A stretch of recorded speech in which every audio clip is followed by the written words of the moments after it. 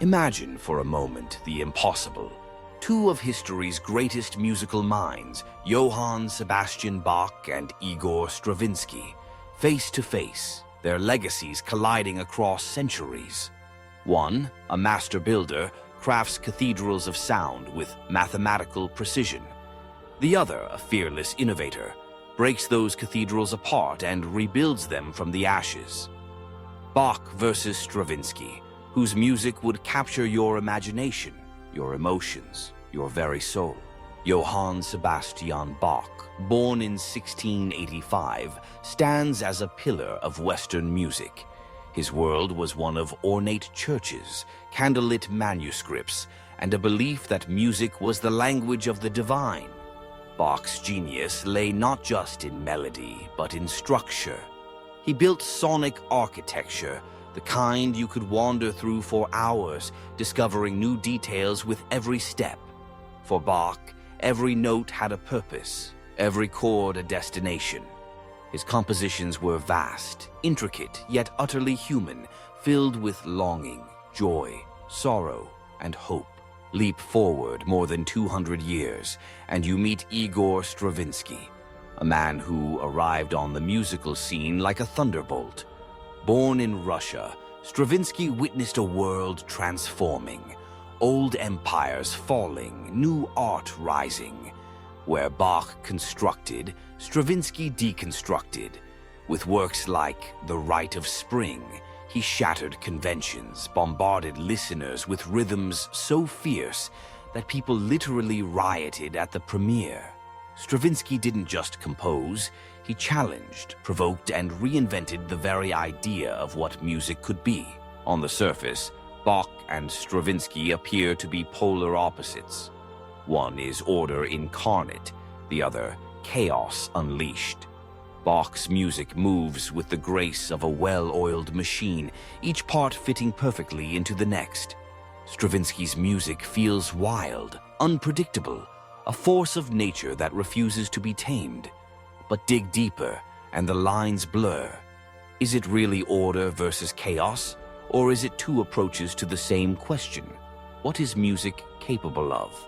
Consider Bach's monumental work, the well-tempered Clavier. Each prelude and fugue is a labyrinth, logic and beauty entwined. The fugues, in particular, are marvels of counterpoint. Melodies interweave, chase, and harmonize in a dance of intellect and emotion. Listen closer, though, and you'll hear tension, surprise, even moments of dissonance. Bach understood that music needs friction to truly move us. These qualities, tension, unpredictability, would later become the foundation stones of Stravinsky's revolution. Now shift to Stravinsky's The Rite of Spring. Written in 1913, its pounding rhythms and jagged harmonies still sound shockingly modern. The premiere famously erupted in chaos. The audience was unprepared for such visceral energy. Yet, beneath the surface, there's a familiar pursuit, pushing music to its very limits. Stravinsky's rhythms break patterns, layer pulses, and create a primal atmosphere, almost violent, yet meticulously constructed. Bach would have understood the desire to stretch boundaries, to test what music could endure. Bach's greatest weapon was counterpoint, the art of weaving multiple melodies into a tapestry so rich it transcends the sum of its parts. In his hands, counterpoint becomes a living thing, growing and evolving with each measure. Stravinsky, by contrast, wielded rhythm like a sculptor's chisel, carving out new shapes, new possibilities. He layered beats, broke patterns, and made listeners feel as if music itself were alive, pulsing and breathing. But here's the twist in the story. Stravinsky was no stranger to Bach's genius. In fact, he admired him deeply. Stravinsky once said, "Bach is the most supreme genius of music." The rebel bowed to the master.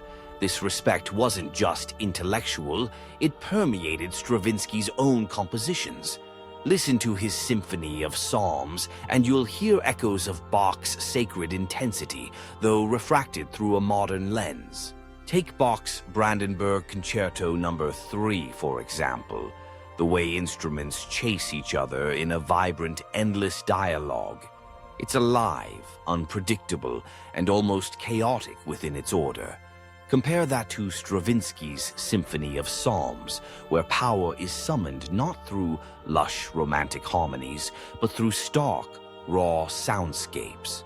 Both composers knew how to evoke the sacred, but spoke in radically different tongues. Some say Bach was the mathematician of music, while Stravinsky was the provocateur. But mathematics and provocation aren't opposites. They're two sides of the same coin. Both can shock, both can inspire. When Bach's contemporaries first heard his fugues, many thought they were too complex, too cerebral, too ahead of their time. Sound familiar?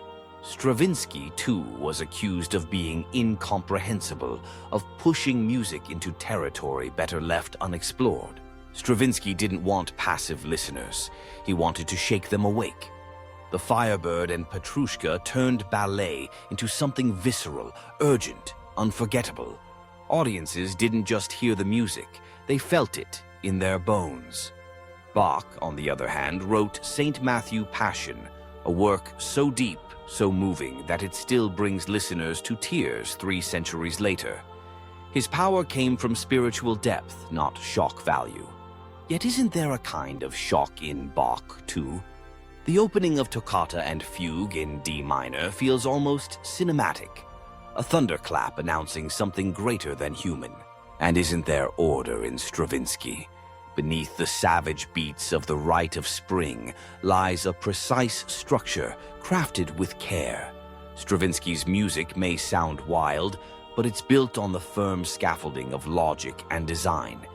This is the paradox. Bach and Stravinsky both lived at the edge of what music could be. They weren't opposites. They were explorers of different frontiers. Bach expanded harmony and counterpoint until music could contain infinite voices. He taught the world that complexity need not be cold, that beauty can bloom from the most intricate designs. Stravinsky exploded rhythm and timbre until music could sound like a living organism, unpredictable and primal. He showed that music isn't just patterns, it's passion, struggle, and transformation. To truly understand their genius, you can't just listen passively. You need to dive in. Play Bach's Art of Fugue, then Stravinsky's Rite of Spring. Feel the centuries collapse as their voices speak to one another. Notice how both demand your attention. Neither composer writes background music. They pull you in, command your senses, and refuse to let go. So the question remains, when these two titans meet in your ears, who speaks louder to you? Is it Bach, the master of order, whose compositions reveal new mysteries with every listening? Or is it Stravinsky, the master of disruption, whose music cracks open the earth and invites you to dance on the edge of chaos? Or perhaps the real magic is in the space between them, in the tension where order meets rebellion, where structure meets surprise, where tradition meets innovation. Maybe that's where music truly lives, not in choosing sides, but in embracing the dialogue across time. Now it's your turn. Listen to Bach. Listen to Stravinsky. Feel their ideas collide, their worlds intertwine. Which vision shakes you more? Which composer challenges you, comforts you, inspires you? Share your thoughts, join the debate, and let's keep the conversation alive. Across centuries, across styles, across everything we think we know about music. And if you're curious for more, stay tuned. There's a universe of clashes, connections, and creativity waiting to be explored.